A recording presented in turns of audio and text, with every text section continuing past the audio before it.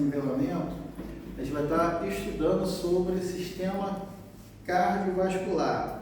O que é o sistema cardiovascular? O sistema que faz o nosso coração bater e faz também todo o nosso sangue circular no nosso corpo. Então, o sistema cardiovascular, nós temos coração, nós temos veias, artérias, nós temos vasos sanguíneos e esses tubos, né, que a gente pode falar, são, fazendo assim uma comparação, eles que levam sangue para todo o nosso corpo.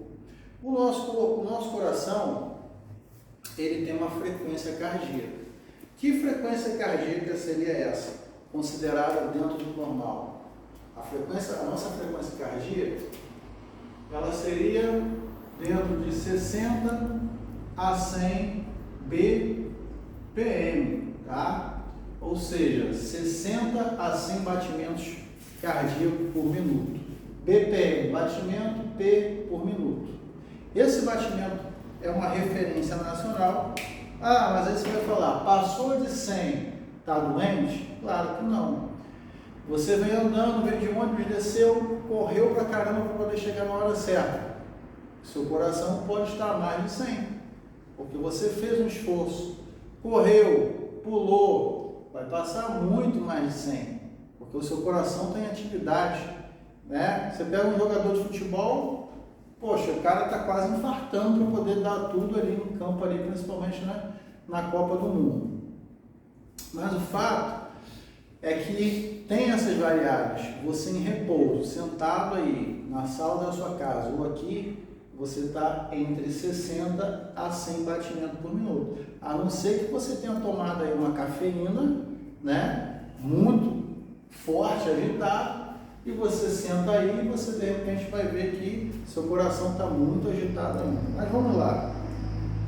Vamos ver qual é a definição correta de sistema cardiovascular. Formado pelo coração, pelos vasos sanguíneos, e o sistema é o responsável por garantir a circulação de sangue por todo o corpo. Você observa que o sangue, ele é algo fundamental para a nossa vida. Se ele estiver circulando direitinho nos membros inferiores, nos membros superiores, na nossa cabeça, provavelmente a gente vai ter um bem-estar e uma qualidade de vida. Mas vocês já, de repente, pegaram pessoas que falam, pô, estou com a perna cansada, pessoas que têm varizes. Isso trata-se de problemas no sistema circulatório. Pessoas que estão com taxa de hematócrito alta. O que seria taxa de hematócrito? É a taxa que vai regular se o sangue está grosso ou se está em equilíbrio. Se o sangue estiver muito grosso, a pessoa vai ter problemas cardíacos, problemas no coração, até mesmo como entupimento nas veias e nas artérias. Se a pessoa come muito açúcar, muita gordura, o sangue vai transportar isso para todo o nosso corpo também. E aí vamos continuar.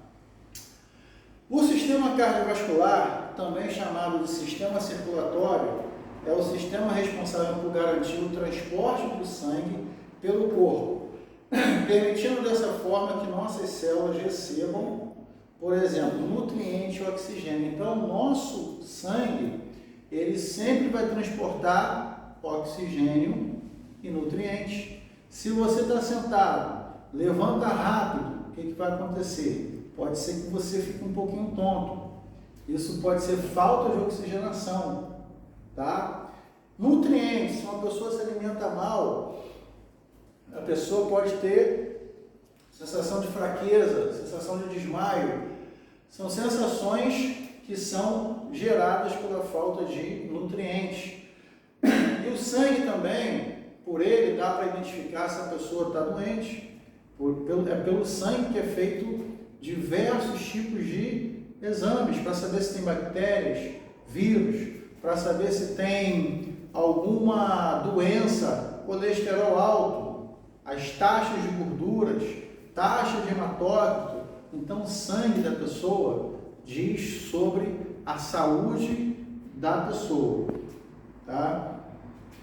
Então, pelo corpo é permitido dessa forma que nossas células recebam, por exemplo, nutrientes e oxigênio. Então, o sangue vai circular, vai levar para todas as nossas células, para que as células sejam fortes, saudáveis e possa haver também renovação celular dentro do nosso organismo.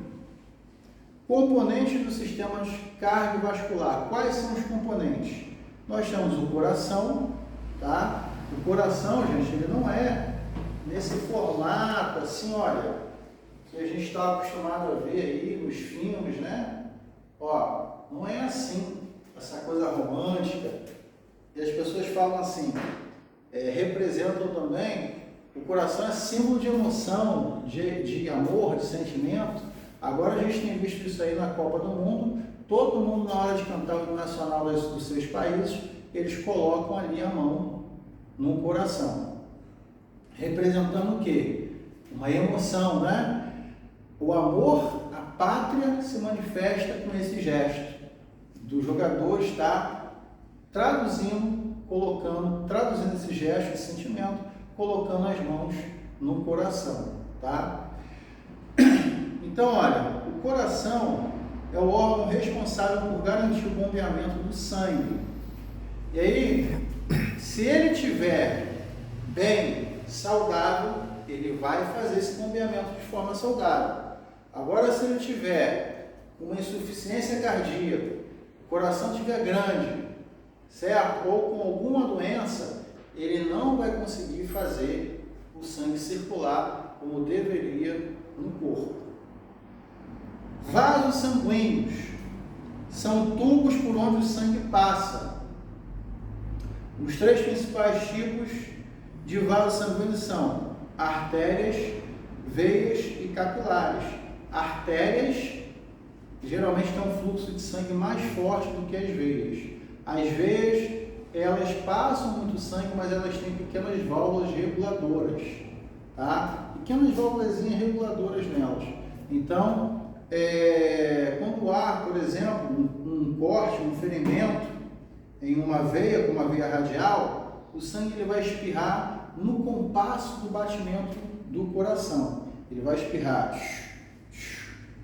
Na veia não, já vai sair direto, sem essa questão de estar espirrando no ritmo do coração. E os vasos sanguíneos? Geralmente os vasos sanguíneos, eles vão estar aqui, na pele, nos músculos, que são vasos menores. Ele vai estar irrigando ali a pele e os músculos. Nós temos artérias, veias e capilares. E aí nós temos o desenho de um coração aí, né? Que tem a veia cava superior, que é essa veia grossa aí, está em azul. Nós temos a veia aorta, a artéria pulmonar, porque o nosso coração, a parte esquerda dele bombeia sangue para o pulmão. Por que bombeia sangue para o pulmão? Quando nós expiramos oxigênio, esse oxigênio não vai para o sangue, mas que mágica que acontece? Por que isso acontece? Porque existe essa ligação do pulmão com o coração. Por isso que o oxigênio é tão importante na nossa vida. O coração. O coração dos seres humanos, assim como dos outros mamíferos, é um órgão muscular formado por 4 câmaras, 2 átrios e 2 ventrículos. Os átrios são as câmaras responsáveis por garantir o recebimento do sangue no coração, enquanto os ventrículos são as câmaras responsáveis por garantir o bombeamento do sangue para fora do coração. No lado esquerdo do coração percebe-se a presença apenas do sangue rico em oxigênio, enquanto no lado direito observa-se a presença apenas do sangue rico em gás carbônico. Olha só, hein? Lado esquerdo e lado direito. No coração ainda a presença de 4 válvulas que impedem o refluxo de sangue, permitindo desse modo um fluxo contínuo. Gente, olha que coisa, né? É impossível o nosso corpo ser fruto do acaso. Quanto mais a gente estuda anatomia, mais a gente percebe que a gente está chegando próximo de um Criador. Alguém criou esse corpo humano. Por que eu falo isso? Aqui a gente vê que o coração ele tem válvulas que impedem o refluxo de sangue. Sem essas válvulas, o refluxo de sangue mataria qualquer pessoa andando, não importa se fosse criança, idoso, adulto. Um exemplo de refluxo, quando você tem um refluxo aí, no seu intestino, não volta aquele gás, aquele arroto, então isso no sistema circulatório não pode acontecer. Voltar ar, voltar sangue. Por quê? Isso representaria uma dilatação, um entupimento, até mesmo a explosão de uma veia dentro do nosso corpo. Então essas válvulas impedem que haja refluxo de sangue. Tudo minimamente colocado como se um Criador realmente viesse e colocasse peça por peça, cada peça dentro da sua função, protegendo e se interligando a outra peça. Tá? Então essas válvulas são responsáveis por evitar refluxo de sangue dentro do nosso organismo. O coração apresenta 3 túnicas: endocárdio, miocárdio e epicárdio. O endocárdio é a camada mais interna, o miocárdio é a camada média, a qual é formada por tecido muscular estriado cardíaco, sendo ela, portanto, a responsável por assegurar que o sangue seja bombeado adequadamente devido às contrações musculares. O miocárdio é a camada mais espessa do coração. Por fim, temos o epicárdio, que é a camada mais externa. E no epicárdio, que se acumula a camada de tecido adiposo, geralmente envolve o órgão. Então, olha, tecido adiposo, já ouviram falar desse cara? Tecido adiposo nada mais é, gente, do que camada de gordura, tá? Eu tenho aqui, ó, tecido adiposo na barriga, essa gordura aqui, né? Então eu tenho aqui gordura. O coração é capaz de contrair também e relaxar, sendo chamada a contração de sístole e o relaxamento de diástole. Então o coração é um músculo, ele contrai, ó, ele contrai, abre e fecha. E ele relaxa e fecha. Por que ele faz isso? Para movimentar o sangue. E aí o sangue vai para o pulmão, vai para a cabeça, vai para os membros inferiores, superiores e todo o corpo. Tá? E geralmente quando vai aferir pressão arterial, é baseado em 2 movimentos. O movimento de quando o coração está abrindo e o movimento de quando o coração está fechando. Aí a gente vai ter, né, a pressão arterial. Os vasos sanguíneos são um grande sistema de tubos fechados, por onde o sangue circula. Os 3 principais vasos sanguíneos que nós falamos: artérias, capilares e veias. Esses são os 3 principais. Os capilares são vasos sanguíneos muito delgados que garantem a troca de substância entre o sangue e os tecidos do corpo. Quais são os tecidos do corpo?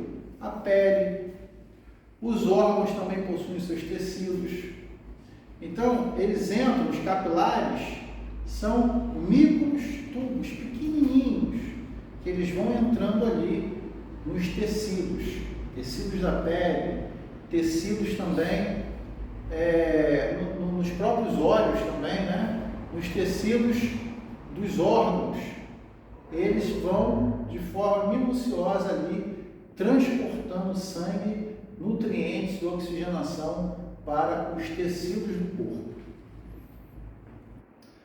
As veias. Os capilares sanguíneos convergem para as chamadas vênulas, as quais convergem para as veias. As veias são os vasos que garantem que o sangue retorne ao coração. Nesses vasos, o sangue corre em baixa pressão e, para evitar o refluxo do sangue, as veias são dotadas de válvulas. A circulação dos seres humanos. Nós temos aí o sangue chega ao coração pelo átrio direito por meio de veias cavas. Esse sangue é rico em gás carbônico e pobre em oxigênio. Quem se alimenta do gás carbônico liberado pelo nosso processo de respiração são as plantas.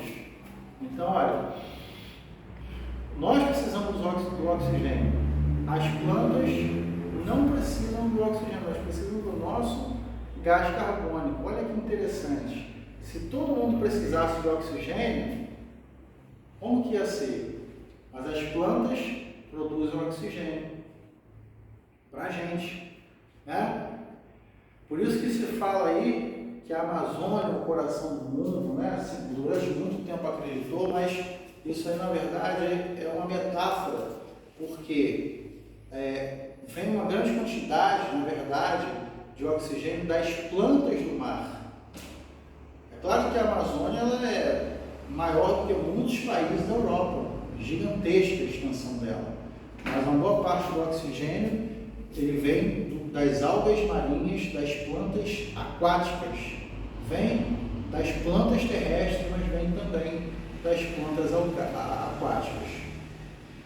Nos pulmões ocorre o processo de hematose.